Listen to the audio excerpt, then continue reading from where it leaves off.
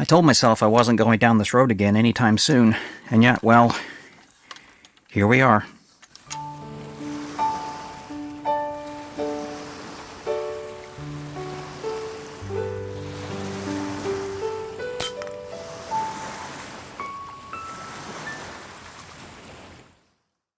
Welcome back to Canacair. If this looks to you like another inexpensive, fairly crudely made, Chinese-made air rifle from the 1970s through the 1980s, hard to say how old it is, yeah, you wouldn't be wrong. In this case, this is an Emei EM45 B-2A, whatever all that means. It is, however, quite a bit different than the Shanghai 61 that I went over earlier with you guys, and that, that kind of taught me a lesson, that video. At the time, I just thought, well, it's an interesting rifle, and might as well show it off a bit. But in fact, that video gets a lot more attention than some of the others that I do. So, kind of realized there's a lot of interest in vintage, inexpensive Chinese guns, not only in the West, but also in other parts of the world. So when this rifle turned up, I initially thought, no, I'm going to pass up on it. I don't need another 177 roughly made rifle that may not shoot well, and quite frankly wouldn't be all that proud to own, I guess. I was more interested in looking after things like Diana's, Viroc, Air Arms, BSA, Webley, and believe me, that all will come, I guess, if I get my shot at it. But I gave this some second thoughts and thought, you know what? Actually, this is interesting. It is a side lever gun, so it's quite a bit different than the other ones. It is a bit bigger. This cocks this way. You unlatch the side lever here, pull it out to cock it. It's quite easy to cock right now. Not sure exactly what that means. I'm going to have to put it across the chronograph and find out what sort of power we do or don't get out of it. But I'm not sure if it quite comes through on camera, but this is a fairly crudely made gun. All sorts of interesting little things. This loading port right here, when you open up the compression chamber, this isn't terribly evenly done. The front sight, I would have to say, is slightly to the left of the gun. It's not quite on the very top of the cylinder. All sorts of other little interesting grievances. These sling swivels. It has sling swivels, front and back, and I naturally assumed that some former owner put them on and did it with no fancier tools than a pocket knife and maybe a screwdriver. But actually, these are factory. This is the way they come. I've seen pictures of other ones of them, and yes, indeed, that's how they did it. Gouged in fairly unevenly, and then after the stock had been finished, put them on, no doubt, because they cut right across here and right through the finish. Yeah, fairly rough. The trigger guard also fits quite poorly into the stock. And there's a lot of other scratches and marks that have come on it over the years, but they don't disguise the fact that the varnish finish is pretty low quality. Not done very well at all. As I said, this gun is an Emei. I think I'm pronouncing that correctly. Pronunciation might come across more French than Chinese, but that isn't an acronym, which I originally thought it might have been. It is actually the name of a mountain in Sichuan province in China. And this little stylized logo right here reflects that, although you do have the letters E and M marked in it. So this is a model EM4. You also see these sold as a TS45. I said this is an EM4, there's a space and then a 5B. But they're sold as TS45s, probably made by different factories. 45, I might assume, just means 4.5 millimeter, because there don't appear to be any 22 caliber versions of this gun out there. Correct me if I'm wrong on that. It'd be very interesting if there are 22s out there. But it's a more mechanically complicated gun than the B1s that we're more familiar with. It has some niceties. The barrel is in fact tapered right down to the muzzle. The front sight actually has adjustments in it. threaded up and down. I'm hoping that that is also an eccentric post on there, so that as you adjust it back and forth, it actually will move the sight post left and right. We'll see about that, because the rear sight has no adjustment for windage. It is only elevation, and at that, it's only got 5 positions in it. There's half clicks between the numbers, so you've only got 5 notches, and that one is ridiculously huge. I don't know what distance you think you're firing at that, so pretty coarse adjustments on that sight, far more coarse than I think any pellet gun should have. But it does have a bit of a military look. There's something about an SKS or other of the Chinese rifles to it. There have been rumors that these were used for training for scouts type organizations in China. That may in fact be true. So what am I going to do with this thing? Well, I have a checklist of stuff I want to go over. Let's go find that. So here's my to-do list. Figure first things first, fire it across the chronograph and see what it is or is not doing. That might give us a hint as to what condition the parts are inside. Then I'll strip it down, clean and inspect everything. And then, yeah, do we need parts? What condition is the piston seal in? Is the spring on its last legs? Who's to say? All the metalwork needs to be certainly polished. There's a overall sort of grime on everything. I imagine it'll clean up fairly well. There's a couple of rust speckles on the barrel. Weirdly enough, the chamber doesn't seem to have that at all, so we'll figure that out. I would like to do a few improvements to this gun, not the least of which is to tighten the loose lever. This is ridiculously rattly. Can't imagine carrying this gun around. Cannot be snugged up. Right now I'm imagining making some washers or bushings just to take some of the slop out of the mechanism. See if that's possible, and what might be the right materials to do that. That would make it a lot more pleasant to shoot, I think. The stock needs to be completely stripped down. This finish was awful when it was new. It has a slightly sticky feel to it that isn't confidence inspiring.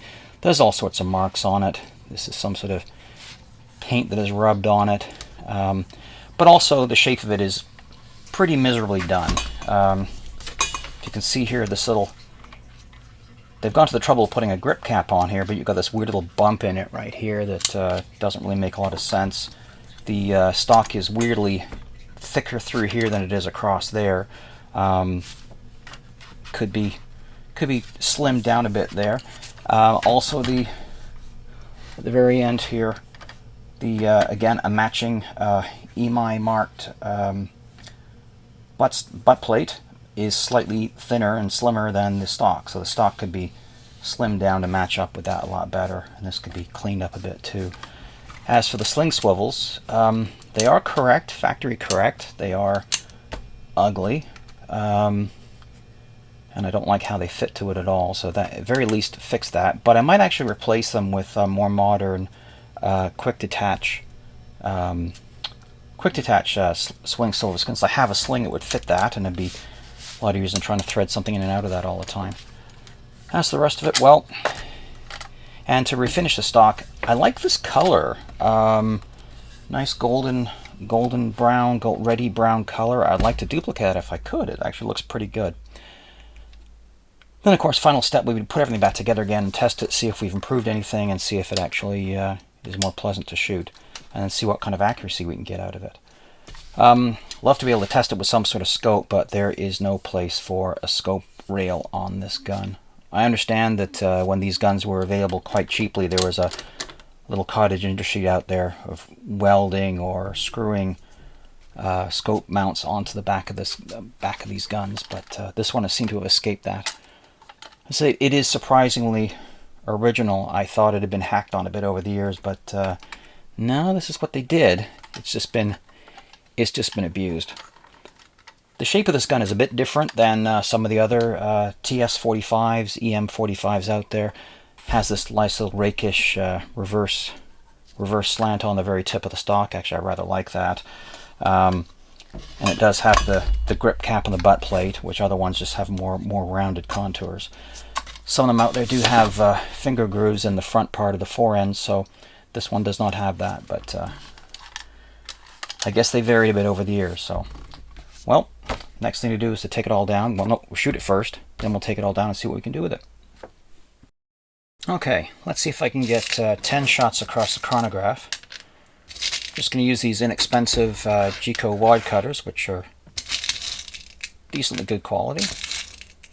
They seem to fit the bore of this gun fairly well. I've taken a couple of test shots with it, but I'd say the mechanism seems to be fairly dry overall. Probably in need of a good lubrication. Probably has maybe never been done. So let's see what we can do with this. One of the struggles with this gun is the cocking of it. It does have a ratchet mechanism on the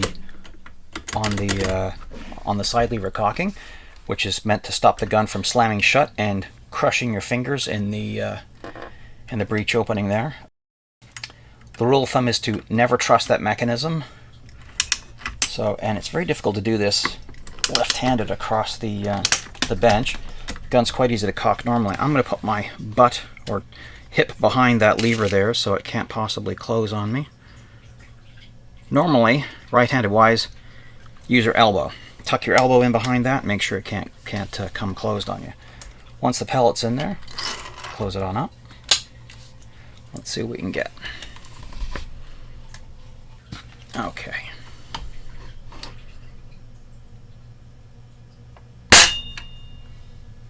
$517.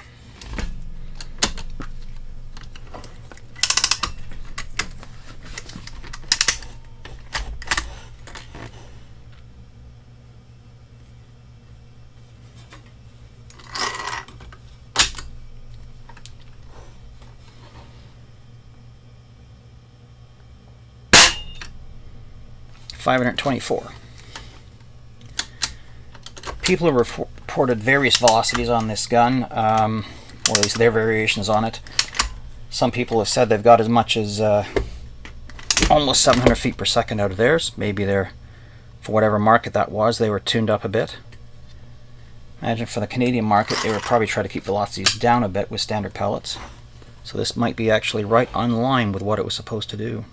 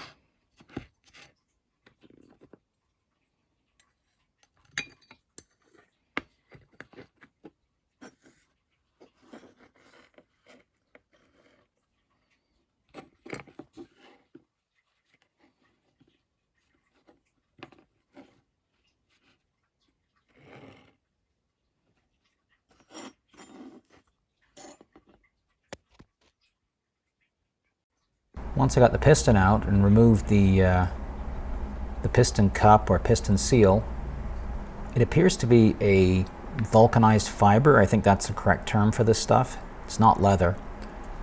And the little washers that go with it, also same material.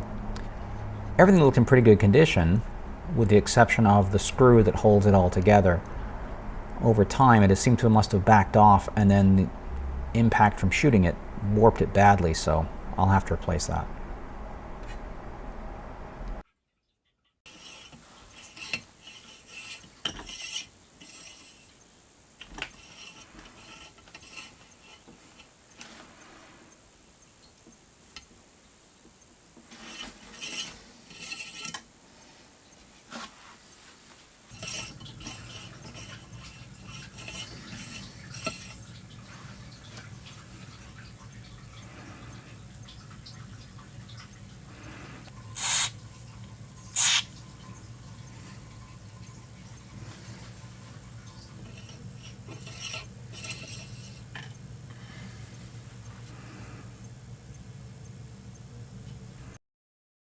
For refinishing the stock, I elected to just simply scrape the old finish off using a scraper.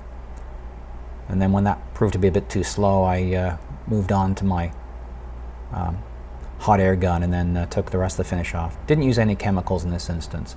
The wood is very porous and I knew it would just soak up the chemistry.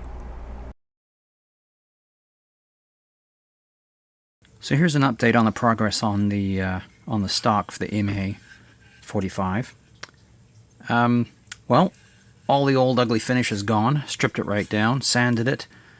Spent like 3 evenings sanding away. I've reprofiled a few parts of it. It's a little bit sleeker perhaps, especially in this area here, and it should fit the butt plate a little bit better too. So I also applied a couple of coats of wood grain filler on it because this is if it's hardwood, it's right on the borderline. It's a very fluffy kind of wood, especially when you sand it.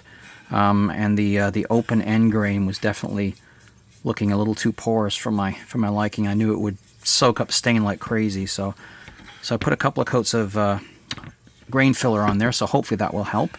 This is the kind that you can stain. So I'm going to try to duplicate that reddish brown finish it came with. So I've got some different colors of stain here, red mahogany. This one's actually called gunstock. That one's going to be too dark. And then I've got a brown stain here. So probably going to have to blend them a bit to get what I want out of it. What I also have to do is the metal scutcheons, I suppose is probably the correct term, where the original sling swivel is attached to. Kind of have to replace those with similar sized pieces, probably cut it out of this. I don't seem to have anything thicker, but it's not quite as thick as I would like, but it'll have to do. Because the plan is to replace the front hole with a quick detach sling swivel attachment, whatever you call them. The back one will have to, on this one, we still need the screw because that's the one that goes up into the actual rifle action, holds it in the forend. The back end of it is held by the trigger guard, so that's not a problem. The back end is just 2 screws, and we'll replace one of them, and the other one will get the other sling attachment. That's the plan anyway. Hopefully we can stick to the plan. So next time you see it, maybe it'll look a little closer to what we want. Bought an assortment of nylon washers and then sanded one down thin enough to fit between the lever and the rear block. And it definitely tightened things up a lot. Quite happy with that.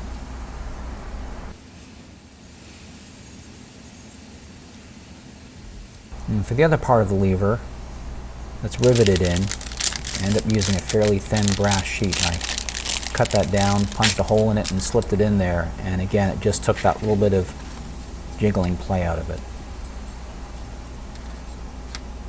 So here I am examining my options for springs for the EM45.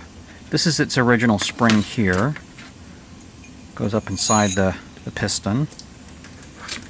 and its spring guide. So it's a fairly short spring. I noticed they've got this end pinched tight, so it only goes in the one way. Like that. It's a fairly short, compact item. Most guns seem to run with a bit longer these, but of course it's a different design, being a side lever. Everything is further back in the gun, so there's probably not as much piston room as you get in a brake barrel gun. But it seems to do pretty well with it. This little item here is getting 500 odd feet per second, so not so bad. But is it a worn out spring? Good question. Could I replace it with something else? Before I started looking to see what was available to order in, I thought I might see what I compare to what I had in stock already.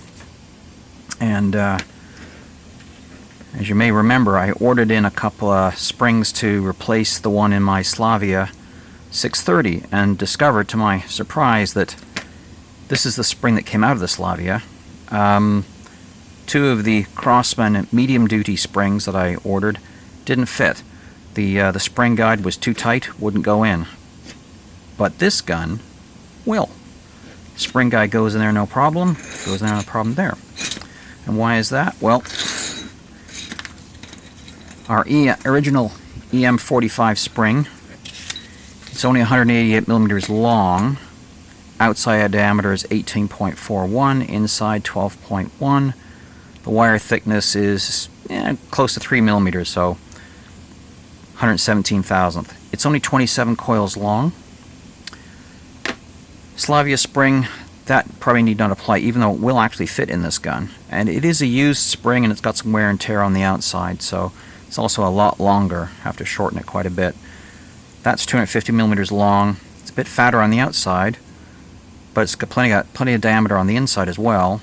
And it's just a bit over 3 millimeters, 119 thou. So I don't know sure what spring that was originally from, but it didn't belong in that Slavia. It was definitely binding. But it would go in this gun if I wanted it to.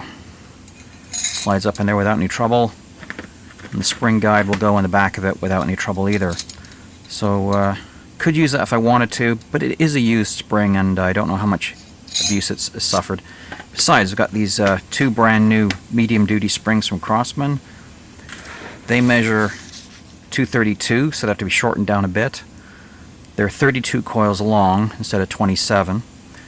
But they are the same wire diameter, and they've got a little more outside diameter and a little more inside diameter, so they'll fit without any trouble at all. Just have to shorten it down a little bit to get the correct number of coils. One thing I did notice is that it's almost impossible to tell on camera here, but if you count the coils up, 27 coils on this spring comes to here. On this one, it's around about here. So this spring is squashed in just a little bit more, which might mean it is actually a little bit tired. So maybe a brand new spring is a good idea. So I'll have to probably shorten one of these. I do still have that Craftsman heavy duty spring that I elected not to put in my my Benjamin, just because I found it just too hard to cock. This spring need not apply because its inside diameter is a bit tighter, and this will not go in there, so never mind. It is a heavy spring, and even though there's some of you may be out there going, "Oh, get the most power you can out of it," that's kind of not where I'm going. So, but yeah, I do already have in stock a spring from my Slavia project that I didn't end up using, so this will fit nicely in this gun, much to my surprise. I somehow figured this being a concentric system where you've got a piston, outer piston, and inner piston, and then this piston goes inside that the spring would be smaller. I'm going to have to go searching for a smaller duty spring, but no, it's pretty much the same as everything else. So yeah, so here we go. And appropriately, of course, this being a Craftsman source spring, it's made in China, so it belongs in our gun. No problem at all. So before I go cutting into my brand new spring to see if it will fit inside, the important thing is to know just how much room I have to work with. The piston, minus its piston seal here, has about that in depth, so I marked it with a gold marker here. And that goes in the piston guide there, the spring guide I should say. It goes in the back of here. With the trigger in that position, the trigger locks there. So I have from the sear, which is around about here, to there about 130 something millimeters of space. Yeah. Oh, right, but the spring sits here. Sorry, I've only got about 113 millimeters of space. Okay, 113 millimeters. This spring here, as we know, already measures 187 millimeters long, so it can squash down to 113 millimeters. And that's because the coils are 3 millimeters thick, and there's airspace in between. There's 27 coils. If we multiply 3 millimeters times 27 coils, we end up with 81 millimeters of steel if we squash this thing completely down as far as it would go where all the coils are touching. That's called coil lock. 81 millimeters of spring, but there's 113 millimeters of space for it to sit into. So there's plenty of room for that spring. And there's actually room for just a little bit more. So my plan is to cut this 32 coil spring down to 29, which makes it just 2 coils longer than this one. This spring, I believe, is a bit tired. It's been compressed just a wee bit. 27 coils, and this one is about here.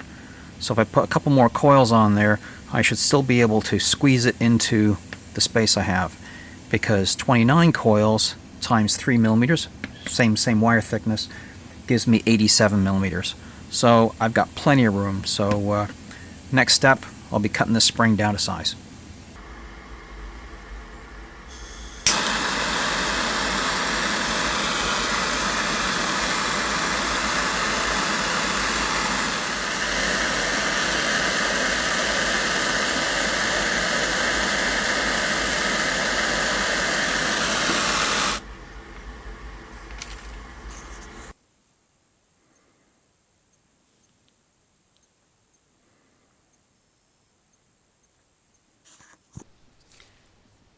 So before I start putting all this back together again, I wanted to see the mechanism in its entirety all laid out.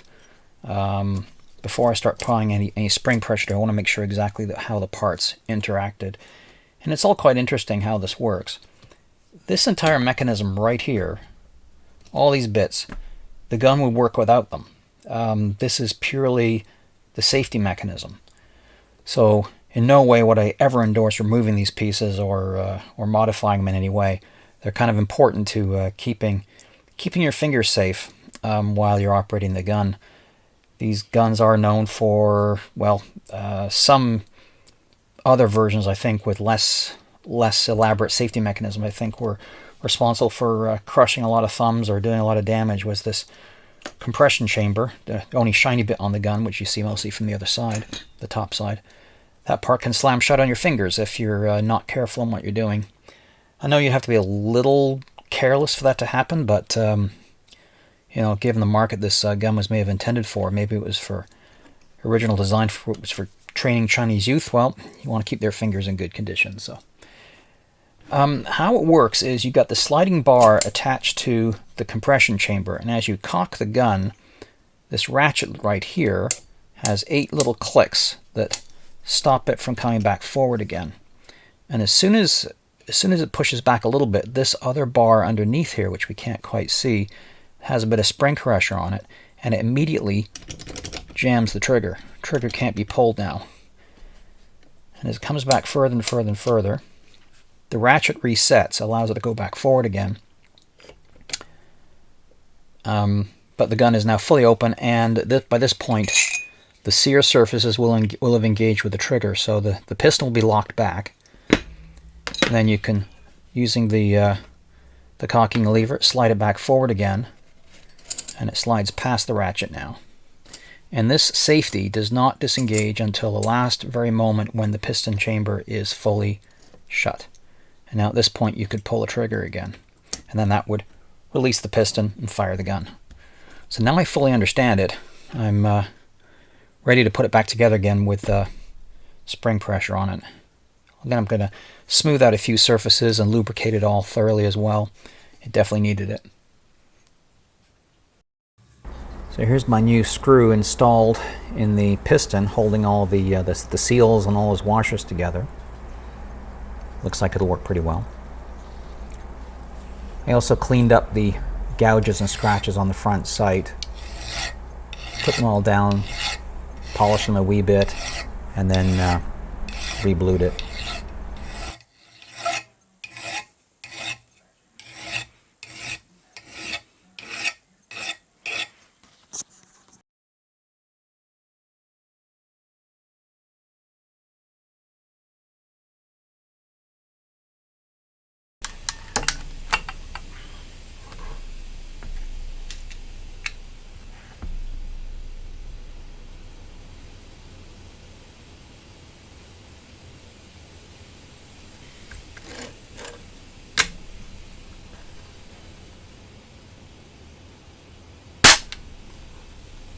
.604.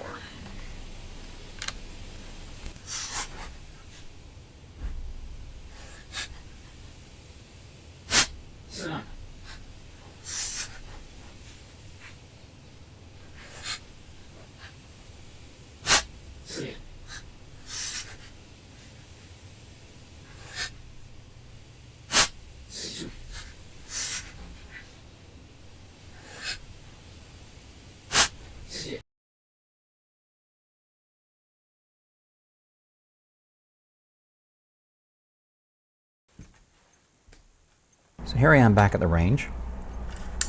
Tried a variety of different pellets with the gun just to see what it would work with best. First ones I tried were the JSB shock pellets. These are the ones with the blue tape on the tin, meaning they're the heaviest pellets. I can't remember what the weight is on these.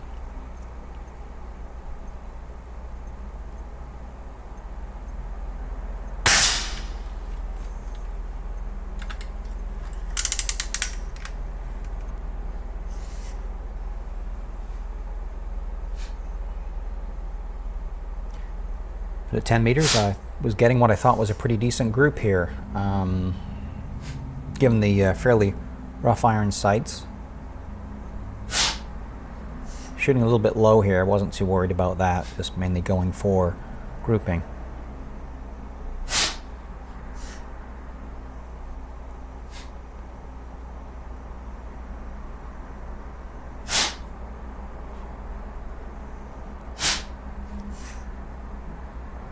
Also tried shooting the JSB exact RS pellets, which I've had good success with them. These are the lighter domed pellets from JSB. And I put together a pretty decent group here. I noticed they were shooting a little bit to the left, and most of my groups seem to be leaning a bit left with this, so might have to tap over that front sight a bit. I discovered that the front sight adjusts for fine elevation adjustment, and then you have to tap it side to side or use some sort of a press to get the sight lined up. And then for some bizarre reason I decided to use the rather expensive Predator Polymag pellets, the ones with the red tips, the longer version of the two pellets that are available. And yeah, this gun put together the tightest group with that pellet. So the fancier the pellet, the better it shoots.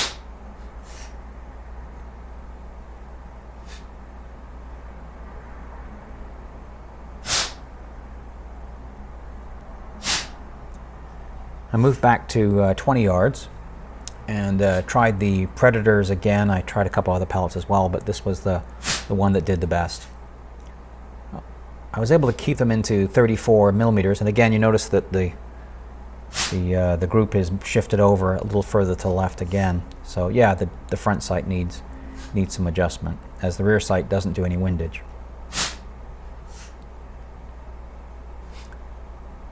But 5 shots in 34 millimeters at 20 yards on a fairly crudely iron-sighted gun, yeah, I'll take that. So all in all, I've been fairly happy with my time with this Emei 45. It cleaned up pretty well. I got a lot of the scratches and stains out of the stock. Didn't get them all, but it looks a lot better than it did when I first got it. Got rid of those atrocious sling swivels on it and put some quick detach ones on there so I can pop my sling on and off. The side lever now doesn't rattle like a rusty screen door in the wind. No, it's actually quite good now with those washers in there. Factory should have done that right from the beginning. That would have been a classy move. But it's a very interesting gun to shoot, very ergonomic. I like the side lever design. It's a lot easier to cock it than to, you know, heave down on a barrel, and you don't have to pop it open either. The lever does it all by itself. So all in all, this is a win. I'm glad I bought this gun after all. Anyway, thanks for watching. I'll be back. Consider subscribing.